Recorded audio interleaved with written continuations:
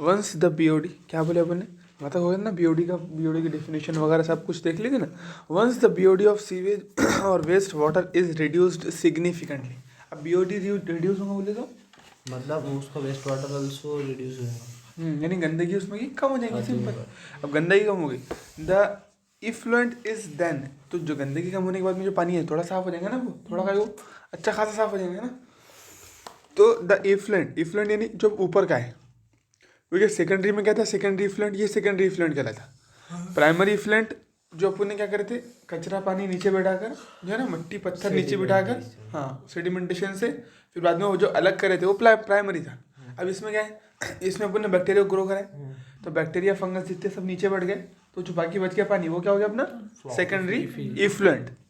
तो secondary effluent, तो या फिर the effluent is then passed into settling tank where the bacterial flocs are allowed to sediment. फिर यहाँ पर क्या होंगे, नीचे बैठ जाएंगे बोलते, और जो ऊपर का पानी वो क्या कहलाएगा अपना, मतलब जो बैक्टीरिया फ्लोक नीचे बढ़ जाएगा। हाँ। This sediment is called activated sludge. कौन सा सेडिमेंट को, यानी अब जो बैक्टीरिया नीचे बढ़ेगा ना, उसको एक्टिवेटेड स्लज बोल। समझ में आई बात तुम्हारी। देखो क्या करेंगे, मतलब देखो पूरी प्रोसेस जनरल है। देखो सबसे पहले क्या कर रहे थे अपन ने, ऐसे ये जालियों से गुजारे थे, याद है ना, वैसे जाली थी, जाली से गुजारे, इसको क्या बोल दिया अपन ने, सिक्वेंशियल फिल्ट्रेशन, है ना। सिक्वेंशियल पर ये प्राइमरी के 2 स्टेप थी, सिक्वेंशियल फिल्ट्रेशन, उसके बाद में एक टैंक के अंदर सेडिमेंटेशन कराए, तो नीचे क्या हो गया था, सारा कचरा बैठ गया था, और ऊपर पानी था, ठीक है ना, ऊपर पानी।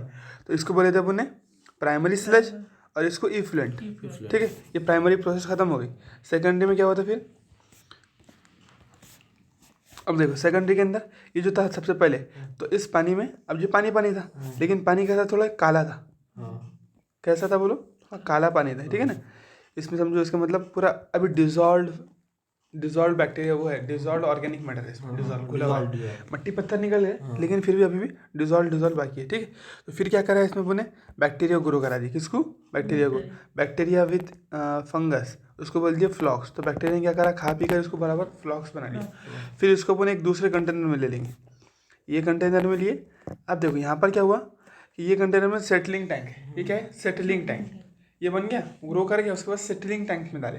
उस सेटलिंग टैंक में क्या हुआ कि जो बैक्टीरिया फ्लोक्स थे, हाँ सेडिमेंट हो गए, वो सेडिमेंट हो गए, देखो जैसे ही नीचे बढ़ गए पूरे, हाँ पानी ऊपर रह गया, ये पूरा बैक्टीरिया प्लस फंगस मिलकर जो है ना, ये पूरा यहाँ पर आ गए, ऐसा पानी ऊपर आ गया, नीचे बैठ गए। हाँ, तो ये अपना साफ पानी है, कैसा, ये एकदम साफ पानी, समझ मेरी बात। तो इस स्लज को, यानी ये जो कीचड़ बना बैक्टीरिया प्लस फंगस वाला जो कीचड़ है, इसको क्या बोल रहे हैं, एक्टिवेटेड स्लज। क्यों, क्योंकि इसमें हमारा बैक्टीरिया मौजूद है ना, एक्टिव फॉर्म में ना हो, तो इसको एक्टिवेटेड स्लज बोल रहे हैं। क्या बोल रहे हैं, एक्टिवेटेड। तो ये जो सेकेंडरी प्रोसेस है यहाँ से यहाँ तक करें, ये कौन सी होगी, बायोलॉजिकल प्रोसेस। पहली प्रोसेस फिजिकल प्रोसेस। चलो, तो activated sludge, a small part of the activated sludge is pumped back into the aeration tank. अब छोटा सा पार्ट जो है उसका वापस से उसी एरेशन टैंक में डाल देंगे, किस में, यहाँ जो हमने बनाया था ना भी ऐसा, देखो एयर दे रहे थे जो, हाँ यहाँ पर जहाँ पर अपन क्या कर रहे थे, सब उसके अंदर बैक्टीरिया डाल रहे थे। तो बैक्टीरिया डाल रहे थे बोले, तो कहाँ से डाले, वही बाद में जो एक्टिवेटेड जो स्लज था ना, ग्रो करने के लिए ऑक्सीजन चाहिए ना, हाँ ऑक्सीजन तो चाले बिल्कुल, ऑक्सीजन तो अंदर तो पंखा लगा हुआ है ना इस टैंक के अंदर, वो तो लगे हुए है, लेकिन ये जो हमने बैक्टीरिया डाले वो कहाँ से डाले एक्चुअल में, वो जो अभी देखे ना एक्टिवेटेड स्लज, हाँ बस एक्टिवेटेड स्लज में जैसे दही बनाने के लिए इनोकुलम के तौर पर यूज करते हैं अपन, तो बस वैसे अपन यहाँ पर यूज कर लिया उसको, स्मॉल अमाउंट ऑफ वो उसमें तो उठा के डालेंगे, ये दूसरा डाल दिए, उसमें का उठा के देखो, जैसे प्रोसेस कंटिन्यूस चलते रहेंगे ना, एक के बाद एक साइकिल, तो अभी हमने जो फिल्टर करे, तो यहाँ पर जो कुछ भी हमको मिला होगा एक्टिवेटेड स्लज, हाँ यहाँ पर जो एक्टिवेटेड स्लज मिला था ना हमको ऐसा, यहाँ पर देखो तो मर गए थे ना फिर बैक्टीरिया मरे नहीं थे, बैक्टीरिया नीचे बैठ गए थे, उन्होंने ऐसा फ्लॉक्स बना के, देखो ऐसा फ्लॉक्स बनाए उन्होंने, और ये फ्लॉक्स बना के नीचे बैठ गए थे ऐसे, पूरे फ्लॉक्स बना लिए थे उन्होंने, और ये फ्लॉक्स बना के वो नीचे सेडिमेंट कर गए थे। अब यहाँ पर तुमने क्या करा, इसमें से कुछ बैक्टीरिया उठा लिए, देखो जैसे कुछ बैक्टीरिया उठाए यहाँ से यहाँ तक इतने, पर इसको डाल दिए इसके अंदर, खत्म, ये कहला इनोकुलम, समझे बात। चलो, a small part of the activated sludge is pumped back into the aeration tank to serve as the inoculum. The remaining major part of sludge is pumped into large tanks called anaerobic sludge digester, कीचड़ को digest करने वाला, ठीक है। अब जो बचे हुआ जितना कुछ था उसको क्या करे, एक बड़े से टैंक में डाले, बोले क्या करे, एक बड़े से टैंक में डाले। इस टैंक का नाम क्या था? स्लज को। हाँ, उस स्लज को, जो कीचड़ था ना, बैक्टीरिया फैक्टीरिया जो सारा कुछ था जो नीचे बैठा हुआ, थोड़ा सा उठा के उसमें, उस जो दूसरी मरतबा फिल्टर होता है उसमें डाल दिए, लेकिन बाकी जो बचे हुआ था इसके अंदर डाले। ये टैंक, इसका नाम है एनएरोबिक। एनएरोबिक यानी, हाँ एनएरोबिक यानी यहाँ पर ऑक्सीजन का कोई प्रेजेंस नहीं है ना, एनएरोबिक। विदाउट ऑक्सीजन की प्रेजेंस के अंदर क्या होगा, यहाँ पर बैक्टीरिया और फंगस को मारकर डाइजेस्ट किया जाएगा। और कौन डाइजेस्ट करेंगे? दूसरे बैक्टीरिया।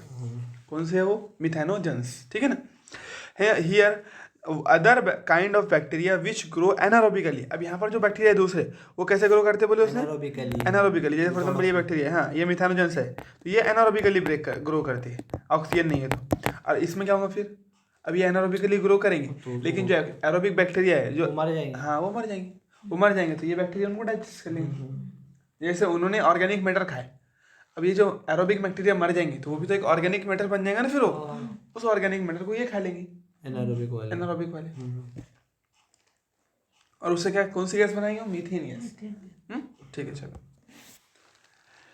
हाँ, other kind of bacteria which grow anaerobically digest the bacteria and fungi हाँ इन द स्लेज, ठीक है, आई बात समझ। During this digestion bacteria produce mixture of gases such as methane का, उसके बाद में hydrogen sulphide and carbon dioxide. तो ये तीनों गैसेस तुमको नाम याद रख लेना है, पूछ सकता कभी भी, है ना। देखो कौन सी? Methane, hydrogen sulphide and carbon dioxide. ये 3 गैस बनती है, बोलते कब?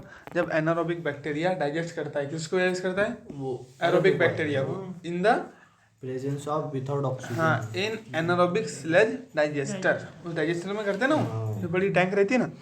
चलो, दीज गैसेस फॉर्म, अब ये जो गैसेस है क्योंकि जलने की क्षमता रखती है ना, ये जल सकती है, इसीलिए ये गैसेस के मिक्सचर को क्या बोलते हैं अपन? बायोगैस बोलते हैं। तो एक ऑर्गेनिक चीज़ की वजह से जरिए गैस बनी ना, तो अब जो एक पेट्रोलियम गैस रहती है, अपन जैसे केमिस्ट्री में पढ़ रहे हैं, वो पेट्रोलियम गैस है ना, जिस CNG हो गया वो पेट्रोलियम गैस हो गई, समझ रहे ना बात।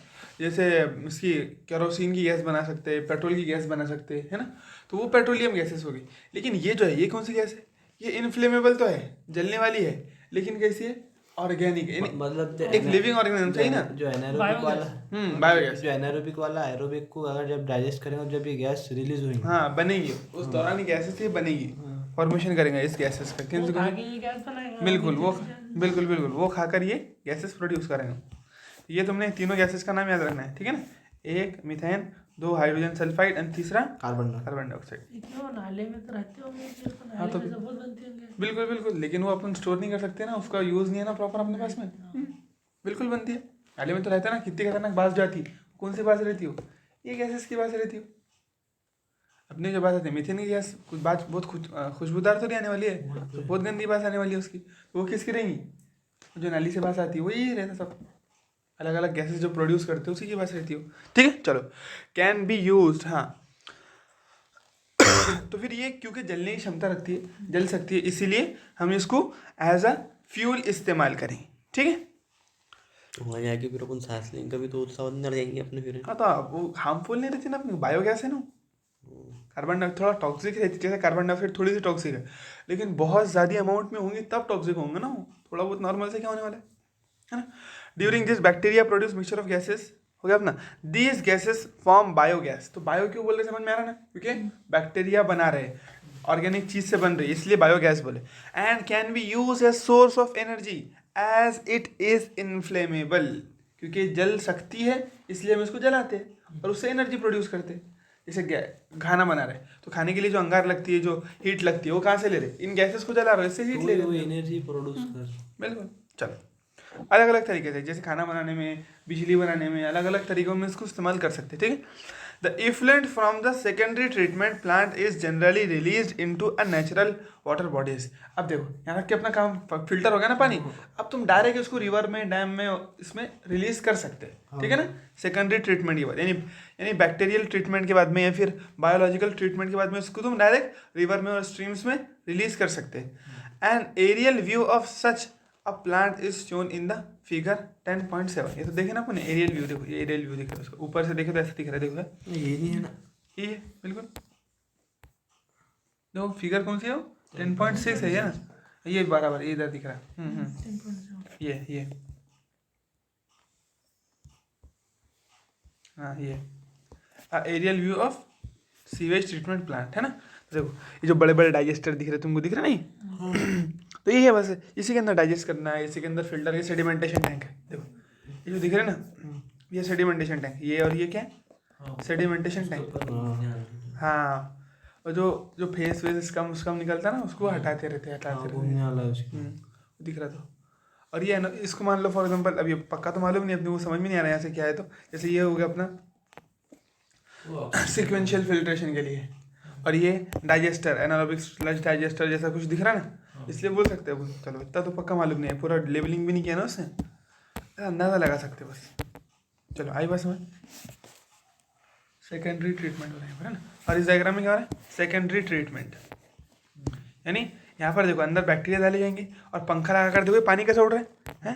यहाँ सेटलिंग नहीं करा रहे पानी, यहाँ पर मिला रहे पूरी ऑक्सीजन उसके अंदर, समझे ना बात? तो अंदर पंखा लगे होगा, उस पंखे के जरिए क्या होगा? मिलाना चालू है। हाँ बिल्कुल, एजिटेटर सिस्टम लगे होगा, वो घुमा रहा होगा पानी को, ऐसा मिक्स कर रहा होगा पूरा ऑक्सीजन गैस उसके अंदर।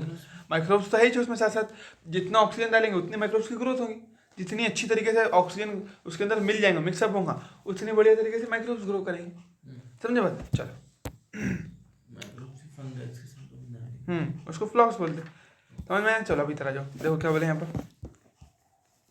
You can appreciate how microbes play a major role in treating millions of gallons of waste water every day across the globe.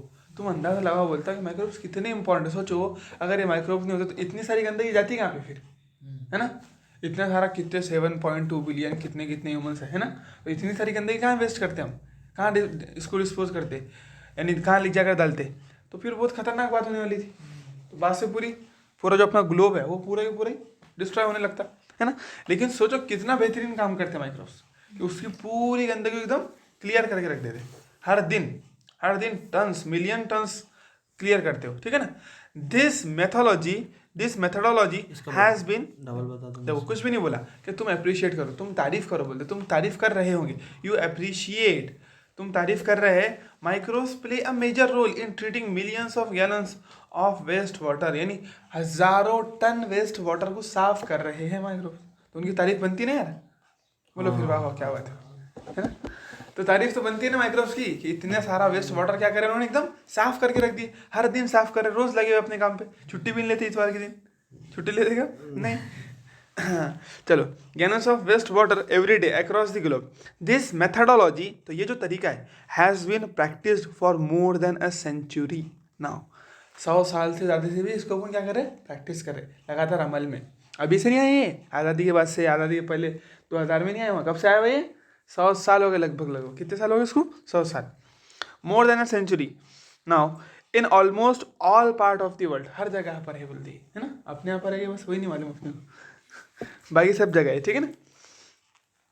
Part of the world till date no man made technology has been able to rival the microbial treatment of sewage.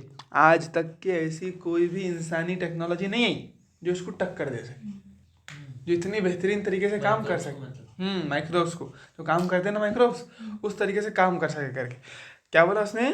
Till now no man made technology, till date यानी आज की दिन तक के, हाँ, till date no man made technology has been able to rival the microbial treatment to of sewage. बस वही बात है कि आज तक के कोई भी इंसानी टेक्नोलॉजी ऐसी आई नहीं। अब ये जो 3 पॉइंट है नहीं, कोई भी पॉइंट नहीं है ना, तो इसको याद करते बैठने, इसको याद करने की कुछ है नहीं। पहले लाइन में क्या बोला? माइक्रोब्स की तारीफ करो, तो ये नीट वाला थोड़ी बोलेगा नहीं चलो तुम भी 2-3 जुमले लिख दो माइक्रोब्स की तारीफ में, एक पैराग्राफ लिख के दे दो, ऐसा बोलेंगे कि अपने को नहीं बोलेगा। अपने को तो ऑप्शनल सवाल आएंगे ना। तो फिर बोला कि जो मेथोडोलॉजी है ये इतनी बेहतरीन है कि आज तक के कोई इंसानी टेक्नोलॉजी इसको हरा नहीं पाई, इसको टक्कर भी आना तो बहुत बड़ी बात है, टक्कर भी नहीं दी पाई। हाँ, और 100 साल से लगातार ये टेक्नोलॉजी चालू है, ठीक। चलो, you are aware that due to increasing urbanisation, अब तुम इस बात से मुतारिफ है, यू आर अवेयर, तुम इस बात से जागरूक है। क्या बोले?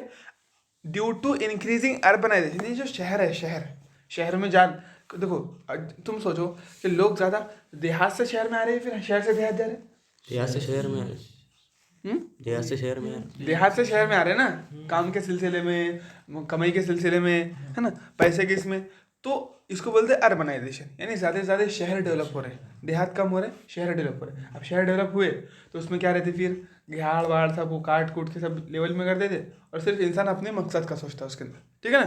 तो due to urbanisation sewage is being produced in much large quantities, तो उस वजह से फिर बहुत ज़्यादा अमाउंट में सीवेज बन रहा है, क्योंकि शहर में डिस्पोज को जगह ही नहीं है। देहात है, देहात में क्या छोटा सा देहात है, बाहर साइड में इधर उधर कई सारी जगह रहती है, खेत रहते हैं, ये रहते हैं, वो रहते, सारी चीज़ें रहती है ना।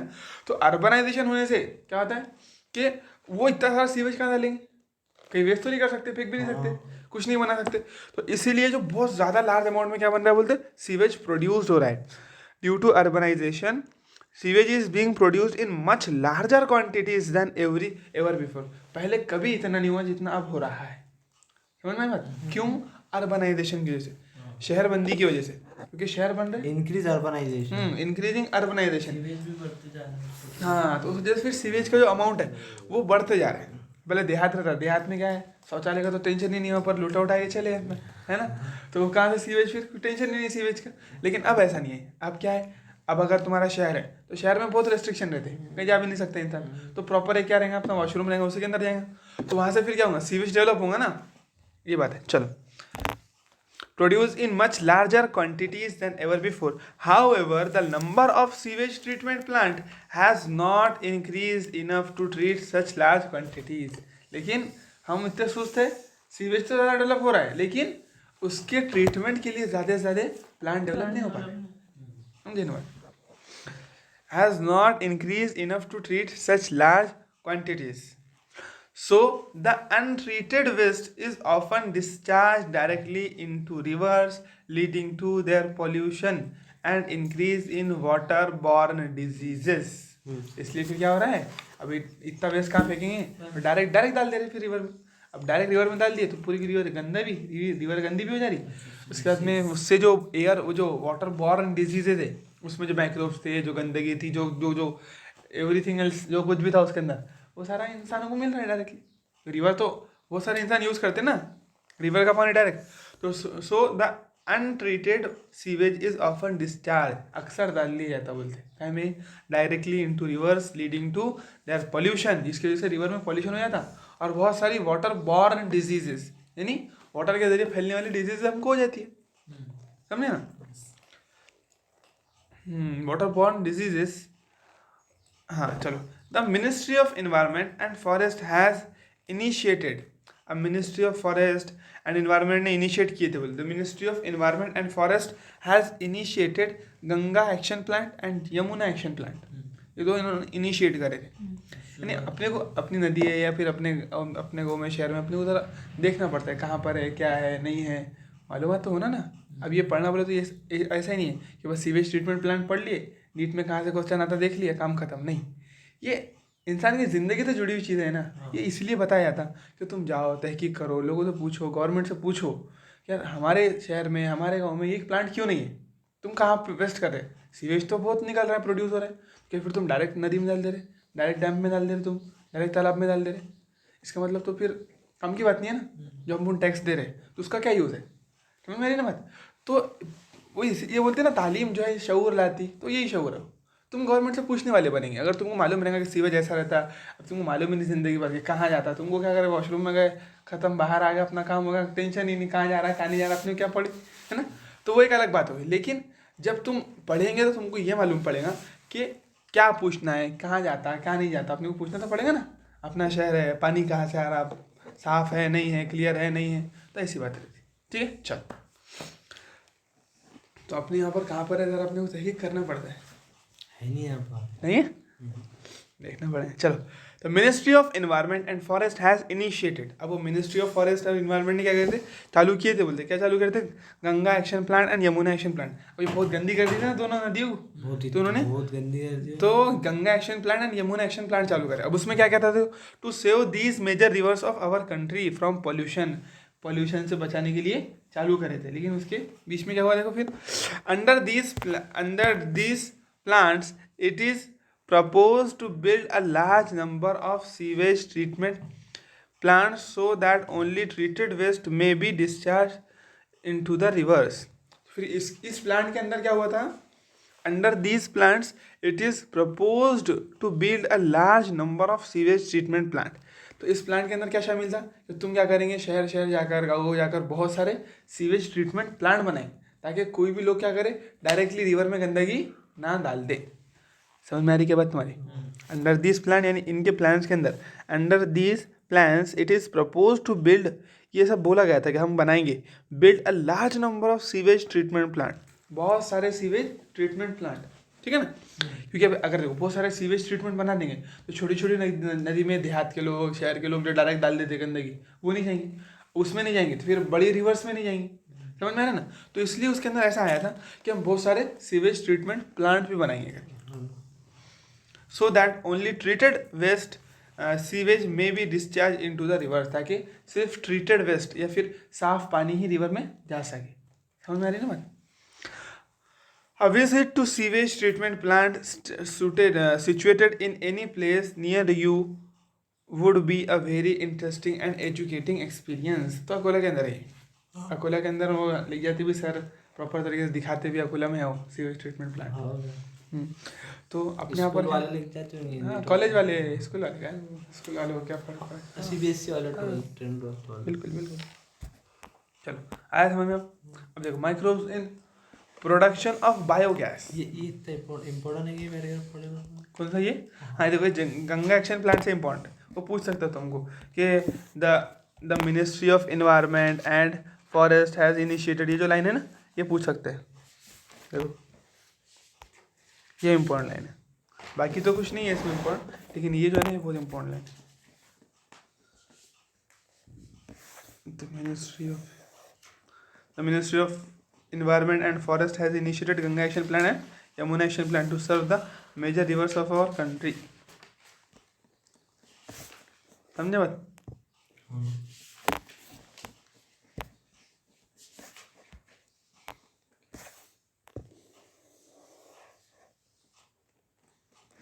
बस ये द मिनिस्ट्री ऑफ कौन था, कौन सी, देखो ये दो क्वेश्चन आ सकते हैं कि गंगा एक्शन प्लान और यमुना एक्शन प्लान किसने इनिशिएट किया, तो तुमको बोलना पड़ेगा the ministry of environment and forest, यही करेंगे ना वो काम।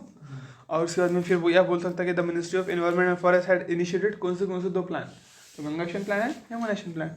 जिस प्लान के अंदर क्या क्या बात थी कि क्या करने का उन्होंने ये लिए थे, हाँ बहुत सारे sewage treatment plant, build a large number of sewage treatment plant, हाँ कि हम क्या करेंगे, build a large number of sewage treatment plant बनाएंगे, बोलते बनाएंगे,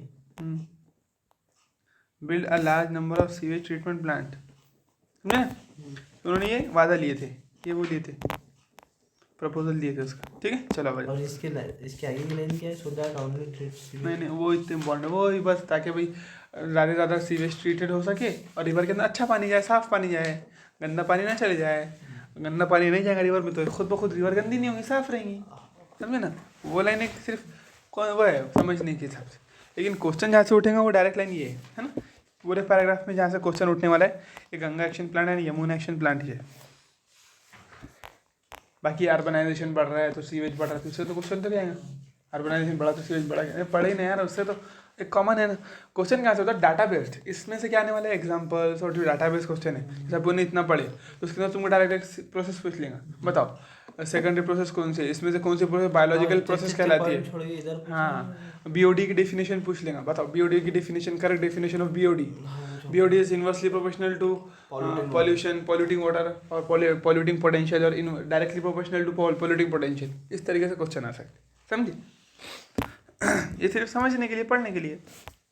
अब देखो biogas is a mixture of gases, अब जो बायोगैस रहता है ना बोलते हैं वो कोई एक गैस नहीं है, वो क्या है, mixture of gases containing predominantly methane, सबसे ज़्यादा क्या रहेगा उसके अंदर, मीथेन, और produced by the microbial activity and which may be use as fuel, समझे बात? तो biogas is a mixture of methane containing predominantly, सबसे ज़्यादा क्या रहती है उसके अंदर, मीथेन रहती, तो इसलिए अपन उसको मीथेन गैस करके बोलते रहते हैं, समझ में आ रहा है ना?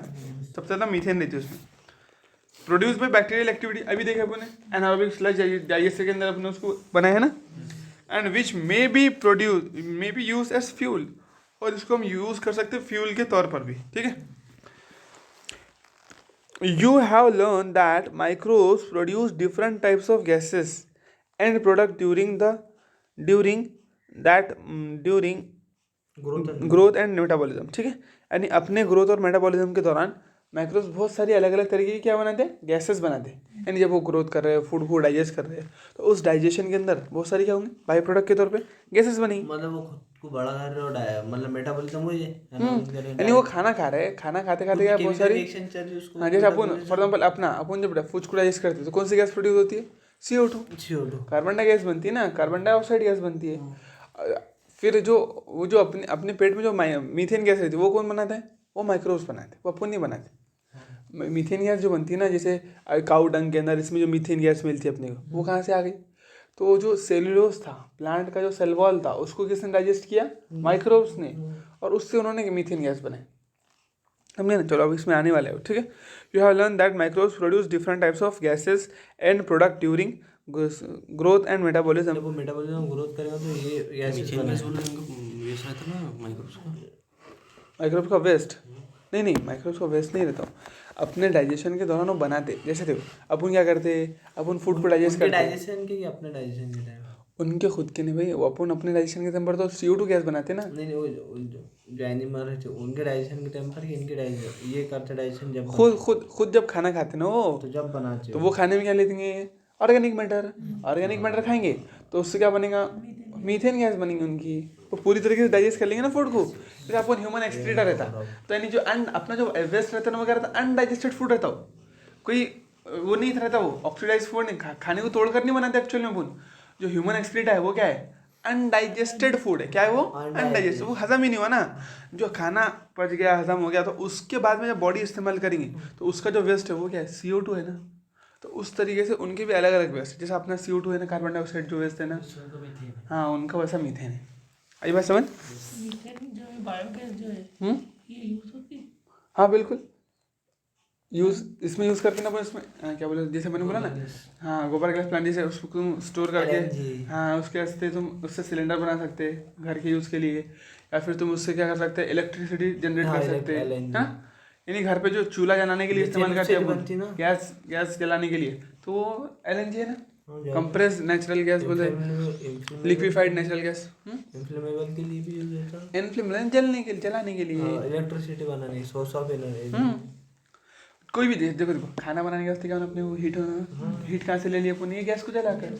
इलेक्ट्रिसिटी के अंदर क्या होना, इलेक्ट्रिसिटी खुद एक फॉर्म है इसका एनर्जी का, इलेक्ट्रिक एनर्जी। लेकिन हम क्या करते हैं, हीट की एनर्जी से ये गैसेस को जलाकर उससे इलेक्ट्रिसिटी बनाते हैं।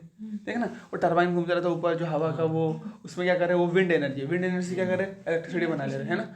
ऊपर से पानी गिराते हैं, उसका जो पोटेंशियल एनर्जी रहता है उससे इलेक्ट्रिसिटी बनाते हैं, सोलर एनर्जी से इलेक्ट्रिसिटी बनाते हैं। तो एनर्जी एक फॉर्म से, energy neither be created nor be destroy but can change from one form to another form, definition एक फॉर्म से दूसरे में बदल सकते हैं। तो अभी यहाँ से क्या करेंगे अपन, इन गैसेस को जलाएंगे, क्योंकि ये एज अ फ्यूल इस्तेमाल होती है, ईंधन। हाँ बना नहीं सकते, नहीं कोई एनर्जी बना नहीं सकते, उसको डिस्ट्रॉय कर सकते। नेचर में, इन्वायरमेंट में, कायनात में जितनी एनर्जी है ना, वो कंजर्व है, और वो हमेशा कंजर्व रहेगी। बस क्या होगा, एक फॉर्म से दूसरे फॉर्म, दूसरे फॉर्म से दूसरे फॉर्म में कर सकते, चेंज होती रहेगी। चलो आ जाओ, ठीक है, वो दूर चलेगा अपन। The type of gas produce depend upon the microbes. अब जो टाइप, जिस तरीके की गैस प्रोड्यूस होंगी, जैसे मीथेन प्रोड्यूस होंगी, कार्बन डाइऑक्साइड प्रोड्यूस होंगी, या फिर कुछ और दूसरी गैस प्रोड्यूस होंगी, वो सब कुछ किस पे डिपेंड करेगा, वो माइक्रोब क्या है। यानी वो माइक्रोब जिस तरीके का खाना खाएगा और जो उसका एंड प्रोडक्ट रहेगा, जैसे अपना क्या है, अब CO2, अपना and product upon methane produce कर सकते हैं, नहीं कर सकते, है ना। तो अपन प्रोड्यूस नहीं कर सकते मीथेन, अपना जो एंड प्रोडक्ट है वो CO2 है। तो जिस तरीके का माइक्रोब रहेगा उस तरीके की गैस प्रोड्यूस होंगी बोलते हैं। And the organic substrate they utilise, और वो जिस तरीके का सबस्ट्रेट यूटिलाइज करेगा, वो जैसा खाना खाएगा, उन दो चीज़ों पे क्या करेगा तुम्हारी, कि गैस कौन सी प्रोड्यूस होंगी वो डिपेंड करेगा। एक तो माइक्रोब कौन सा है, दूसरा वो कौन सा ऑर्गेनिक मैटर कंज्यूम कर रहा है। In the examples cited in relation to fermentation of dough, cheese making and production of beverages, the main gas produced was CO2। जैसे देखो, जैसे ईस्ट क्या करता है, उसका बाई प्रोडक्ट क्या है, वो जब इथेनॉल बनाता है तो CO2 रिलीज करता है ना। ऐसा यानी जब उसने खाना खाया, अपना फूड को डाइजेस्ट किया अपने, तो उससे इथेनॉल बनाया और CO2 बनाया, समझे ना। तो वहाँ पर क्या कौन सी गैस बनी बाय प्रोडक्ट के तौर पे? CO2 बनी। कब कब देखो, जब आटे को जो डो को फर्मेंटेशन करे, है ना, ऐसा जो खमीर आया उसको, है ना, खमीर, डफ नहीं, डो डो बोलते हैं ना यार, डफ कहाँ से आ गया? जब वो फूलेंगे ना, डो बोले उसको, डफ कैसे बोलेंगे? उसको डफ, सर ने बताया डफ। लाफ कैसा पढ़ते अपन? लाफ। देखो क्या बोले बने, the type of gas produce depend upon the microbes and organic substance they utilise in the example cited in relation to fermentation of dough, है ना। जब हम आटे का फर्मेंटेशन करेंगे उस दौरान जो गैस बनी, जिसकी वजह से आटा फूल कर ऊपर आ गया, वो CO2 थी। चीज़ बनाए उस टाइम पर जो गैस बनी वो भी क्या थी? CO2 थी। एंड प्रोडक्शन ऑफ बेवरेजेस, जिस शराब बनाए, शराब बनाते वक्त में जो गैस का फॉर्मेशन हुआ वो भी क्या थी? बोलो, CO2 थी। हाँ, the main gas produce was CO2। However certain bacteria which grow anaerobically, जो क्या करते हैं? एनारोबिकली ग्रो करते हैं ऑन सेलुलोजिक मटेरियल। ये भी आगे बात, किसके अंदर की बात चलो है? देखो प्लांट, तो प्लांट की जो प्लांट के जो रहता है ना स्टमक या फिर इंटेस्टाइन, उसके अंदर ही बैक्टीरिया रहते हैं। कौन से? प्लांट की, हाँ सॉरी, एनिमल की, ऐसे ऐसे एनिमल्स जो प्लांट खाते हैं, सिंपल, जैसे रूमिनेंट एनिमल। हाँ हर्बीवर, जैसे रूमिनेंट बोले तो जुगाली करने वाले एनिमल्स को बोलते हैं रूमिनेंट एनिमल। हर्बीवर्स बोल सकते हैं अपन, है ना। हर्बीवर्स में सारे आ गए फिर वो, तो जैसे गाय भैंस, उसके बाद में जो जितने भी चारा खाने वाले सब आ गए। तो बकरी वकरी सब। तो beverages in the main gas produce however certain bacteria which grow anaerobically, जो क्या करते हैं? एनारोबिकली ग्रो करते हैं ऑन सेलुलोजिक मटेरियल। काय पर? Cellulosic material. Produce large amount of methane along with CO2 and H2। क्या क्या बनाते हो? मीथेन गैस बनाते बोलते, CO2 बनाते और H2 बनाते। ये याद रखना है ना। Produce large amount of methane भी बनाते और इनके साथ CO2 और H2 बनाते, है ना। Large amount of methane along with CO2 and H2. These bacteria are collectively called methanogens. बोलो। मीथेन भी बनाएंगे, CO2 बनाएंगे और H2 बनाएंगे। मीथेन भी बनाएंगे, CO2 बनाएंगे, साथ साथ H2 बनाएंगे। मेन जो गैस बनाएंगे वो कौन सी बनाएंगे? वो मीथेन। मेन गैस मीथेन बनाएंगे और CO2 और H2 भी साथ साथ बनाते रहेंगे। ठीक है, चलो। तो this bacteria are collectively called methanogens, है ना। तो अपन बोल सकते हैं कि ये जो रूमिनेंट एनिमल्स है, जो चारा खाने वाले जो जानवर है ना, जो प्लांट को खाते, तो उनके अंदर रहेंगे, क्योंकि प्लांट के पास में सेल वॉल रहती है और सेल वॉल डाइजेशन के अंदर काफ़ी हार्ड जाता है, डाइजेस्ट नहीं होती। तो ये लोग प्लांट की मदद करते हैं उस सेल वॉल को डाइजेस्ट करने के अंदर। एनिमल की मदद करते प्लांट को डाइजेस्ट करने में, और उसको डाइजेस्ट करते और उससे खुद खाना ले लेते और मीथेन गैस बना देते। एनिमल का डाइजेशन हो जाता, इनका खाना मिल जाता, समझे ना। और उससे जो गैस बनती वो रहती है मीथेन गैस। तो एनिमल का ऐसा कोई विचार नहीं रहता मीथेन गैस बनाने का, लेकिन वो जो बैक्टीरिया जो यूज़ करे, जो उसकी मदद करे, तो वो उनका बाई प्रोडक्ट है। किसका? उनका, वो बैक्टीरिया का बाई प्रोडक्ट है मीथेन। बैक्टीरिया मदद करते हैं उसको सेल वॉल, बिल्कुल बैक्टीरिया मदद करते सेल वॉल को डाइजेस्ट करने में एनिमल्स की। जैसे गाय हो गई, भैंस हो गई, है ना, बैल हो गया, तो इनकी कौन मदद करेगा? इनकी मदद करेंगे बैक्टीरिया। काय में? Cell wall. जो चारा खाते हैं ना, वो उसके चारे के अंदर क्या रहता है? प्लांट के हर सेल में क्या रहती है? सेल वॉल रहती है। तो उस सेल वॉल को डाइजेस्ट करने के अंदर। ठीक है।